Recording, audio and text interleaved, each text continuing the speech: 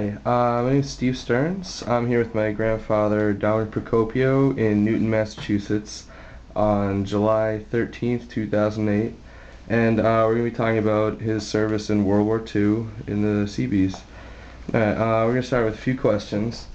First question is, why did you join the service, or were you drafted? I was drafted, How old were you? 20 years old. Alright. And what were you doing before you joined the service? I worked on a war plant in Raytheon in Waltham, Alright, what branch of the service were you in? Seabees. That was a Navy construction battalion. How'd you get into the Seabees? How did you find out about it? Well, I was working on the war plant in Waltham, and the fellow got discharged from the service, and he was on the Seabees, and he told me where I went to trade school and learned a trade, maybe if I went into the Seabees, I could get a rate. So I took his advice, and so when I got accepted in the service, they asked me what branch I wanted, and I told them, and they looked at my record, and they said, well, we'll make you a fireman first class. So instead of me getting $50 a month, I jumped in and got $78 a month. I got a raise in pay. I didn't give Uncle Sam one day of work. How did your parents feel about you joining the service? Oh, they agreed. It was okay. I wanted to go, so they said, okay, go ahead. Okay. Where did you do your basic training? Camp Perry, Virginia. And did you have any military occupational specialty? No. No. And what zone of combat did you go to? Pacific. Pacific. Okay. Anywhere specific, like? I went to New Guinea, and we also went to the Philippines. All right. All right. Do you want to tell us a little bit about your journey through your training and then into the Philippines and your experiences? Yeah. Well, we had boot camp in Camp Perry, and then when we got through, I was assigned to the 115th CB Construction Battalion. And then from then, I got a 10-day leave home. Everybody got a 10-day leave home on September 10th to the 20th, and we came back. And September 22nd of 1943, we went on a train. We went up to Davisville, Rhode Island. So I was stationed up there until I went overseas on December 10th of 43. And while we were up there, we made an airfield out of pontoons, and I'll show you how we did it. Okay.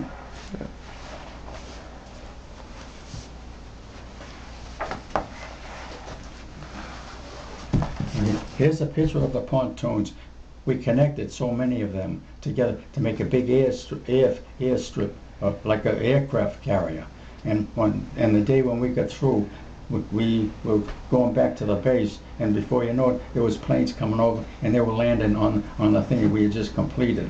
So that's what we did in September until we finished it sometime in the middle of November. And do you want to tell us a little bit about when you were in the Philippines and your experiences? Well, around Thanksgiving, after we built this floating airfield, they called it, we got let's see now, I forget how they call it, but we couldn't leave the camp because we were going to go overseas. And this was around Thanksgiving, and we couldn't leave the camp. And we left December 10th at 6 o'clock in the morning. And we went down along the coast of the United States, and we went to Cuba the 15th of December. And we stayed out in the bay. We didn't go on land. And then 3 days later, we headed for the Panama Canal. We went through the Panama Canal. We got there a couple of days before Christmas. And the day before Christmas, the 24th, they allowed us to go to Panama City for 7 hours. We got they call it Liberty for 7 hours. So we went to Panama City for 7 hours, and then we came back. And we spent Christmas on the ship in the Panama. The next day, we took off, and we headed for the Pacific. And we were on that ship for 70 days. How was that on the ship for 70 days? So, well, it took us a long time to, well, we got in Milne Bay, sometime, let's see this book here. Left for the Pacific in 28th, yeah. Arrived in Milne Bay the 24th of January. So there it was. But we stayed on the ship and did work on the island, and then when we made our camp, then we get off the ship. See, we had to make our camp first, but we had someplace to sleep, you know. And so that's it. Yeah. That was down New Guinea. And what kind of work did you say? When I was in construction, I worked with the carpenters. We built a lot of warehouses and barracks and mess halls and different things for troops coming up all the time. And the other fellows were working on the roads and other jobs, electricians, plumbers. We had a big sawmill, and there had a fellows with the construction of concrete, made concrete, and we made the footings for the buildings, you know. And we did a lot of work out on the bay, making things for the ship to land on, what do you call them? The dock. In the harbor, whatever it's, seaports. So it did a lot of different work, you know. And, maybe I can show you some of the pit. These are some of the construction. See, the carpenter work. See the work here? Yeah. And we did a lot of. Here there we're making the thing for the ships to land on. I can't think of the name they call it. The big docks. Docks, yeah, that's it, yeah. These are the pictures of some of the. Now here is a pity. Here was a picture of the city hall in the Philippines when we went to the Philippines. Now we stayed in New Guinea up until about the middle of January, and then we went to the Philippines, and we went to the town of Olongapo. You may see the name here somewhere, but that was the city hall in that town. Now, if you notice, you see the flags were half-mast. Well, they had them half-mast because President Roosevelt died April 12, 1945, and we were overseas then, and that's why the flag was half-mast. So I thought I'd show you that picture there. Okay. Yeah. These are pictures of Filipino kids. And now we stayed in the Philippines until I left the 19th of November, sometime around the 19th of November. Yeah. Well, let's see. Oh yeah, December 1st is when we got on an LST 586. We headed for the Philippines. We left Milne Bay for Hollandia and New Guinea December 14th. We got to Hollandia. Hollandia was part of the northern part of New Guinea. Spent Christmas on LST 586. That was the name of the ship. An LST had two big doors in front of it, and there was a ramp for the ship, for the trucks and the equipment to get on right on. They pulled right up to the shore, and the big thing would flap down like the floor, and they would drive right off the ship. Let's see. And we arrived. Yeah.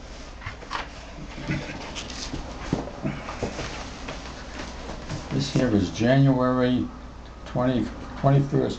Arrived at Lingayen Gulf in the afternoon. Now we stayed up there, and we did a little work up there, and then a few days later we left the Lingayen Gulf on February 7th and arrived at Subic Bay at February 8th. And that's where we stayed until I came home. And we did a lot of work in the Philippines. It was mostly, I was working with the carpenters, and we did a lot of carpenter work. And I'll show you what we were doing before when the war was over. See if I can show you a picture of some of the work we did. Oh yeah.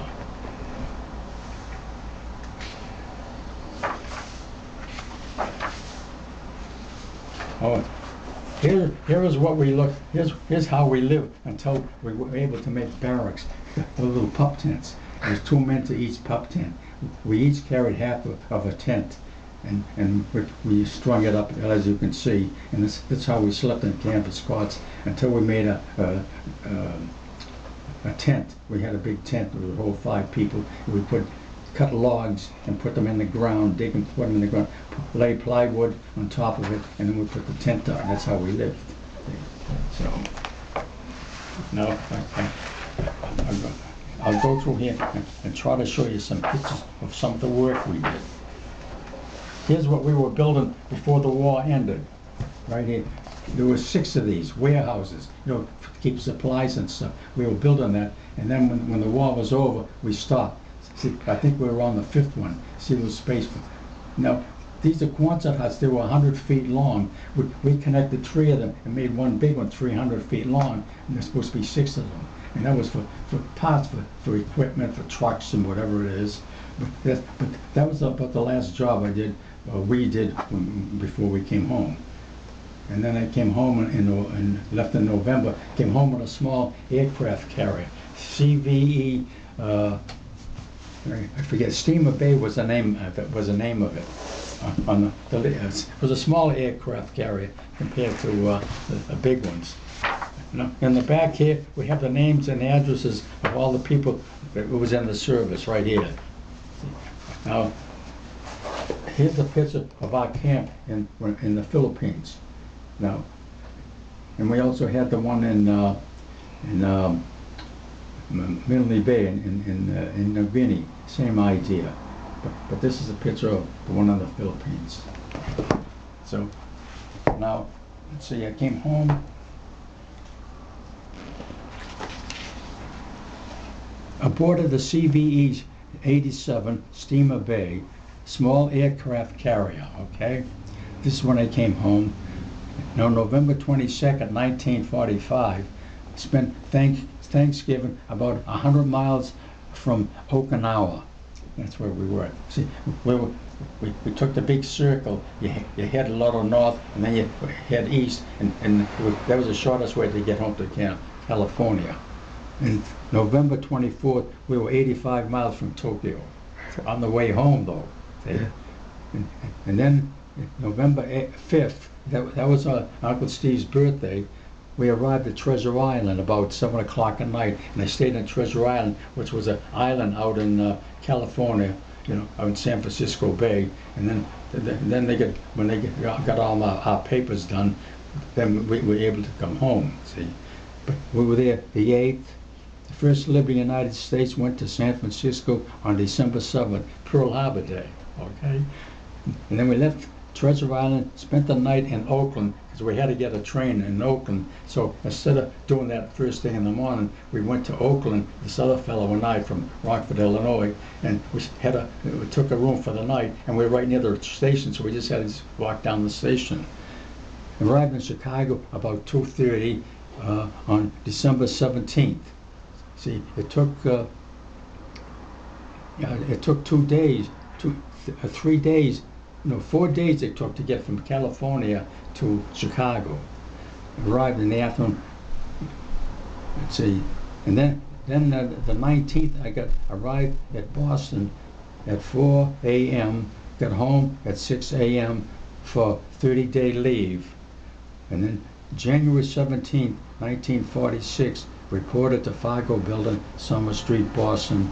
I worked in the kitchen. And then I got discharged on February 24th, 1950. I mean, an hour, 1:50 p.m. No, that's it. Discharge. I served 2 years, 8 months, and 2 days in the service. Okay, now, if you have any questions, you can ask me. Or if you want to look, I'll see if I can show you some pictures. Yeah, if you'd like to show us some pictures, that'd be nice. All right. I'll show you a picture when we crossed the equator. When we crossed the equator, you had to go through the hot oven. Guys on both sides, they had paddles and stuff. You had to crawl on your hands and knees and go by them, and they were hitting you. And then once you went through that, you got initiation to crossing the equator. See, so And here is the thing saying the time that I went to the crossing the equator. See it right here? Oh yeah. Yeah. See, I don't know if you can read it. It's about 10:15 in the morning sometime. Yeah. Yeah. Let me see if I can show you some more pictures. Oh, here we are. Here is crossing the equator. The guys that crossed the equator, they were in charge. And they enjoyed using those paddles. Yeah. Now, can you see them all right? Oh yeah. Yeah. But that's what happened when you go across the equator. Now, here's a bunch of pictures I got that somebody had taken, and all I had to do was get the paper so that we could print them, and I could have them. Here's the theater they made for us for movies. When we're down in New Guinea, right here. I don't know if you can see that. Wait, I'll show you the one in the Philippines. It's even bigger.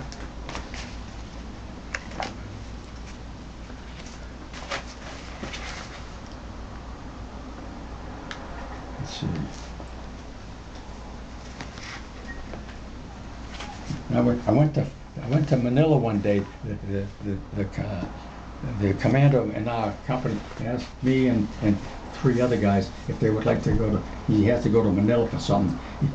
If we want to go for the ride, it was about 85 miles from where we were. He said sure. So he took us, and I was able to get these pictures of all the bombings that they had in the Philippines.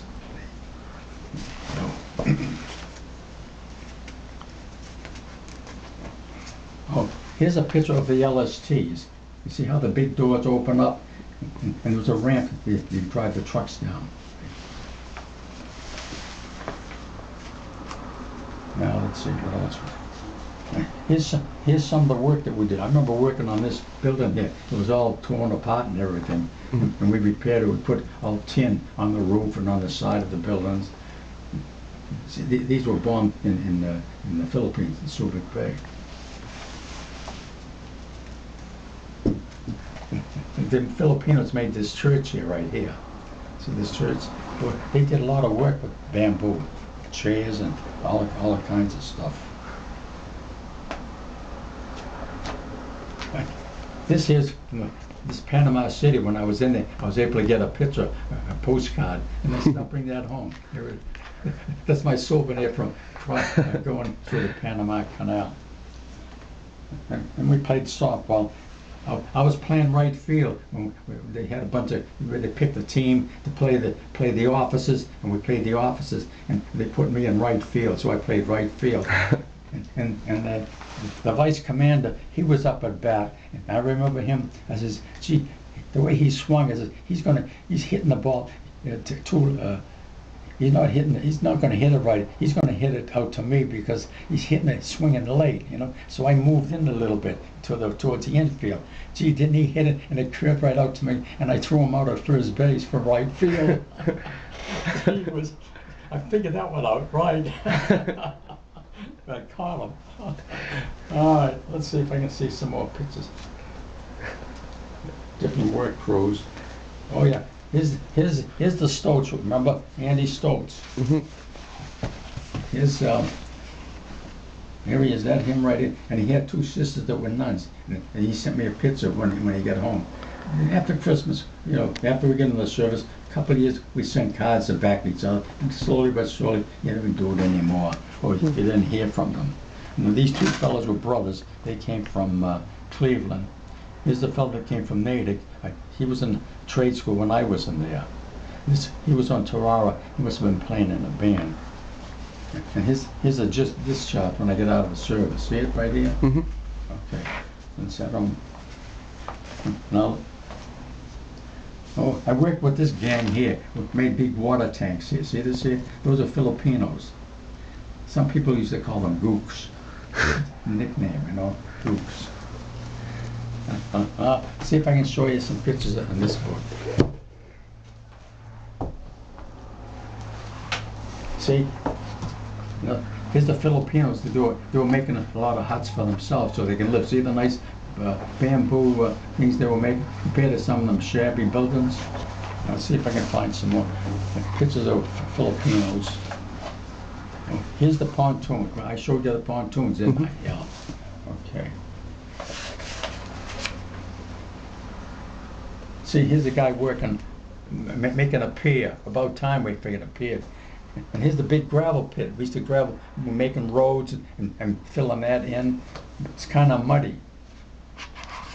Some places. Now see, that was all jungle. When we cut all those trees down, and they had the sawmill, and they make the boards, and that's how we built. All these buildings, the wood came from the jungle. And here's the rainy season. See how muddy it is? Wow. See it? When it hit the rainy season, I'm telling, boy, it rained. Gee whiz. Day and night it rained for about 3 weeks. You never know when it was going to stop. So I don't know what else you'd want to know. Um,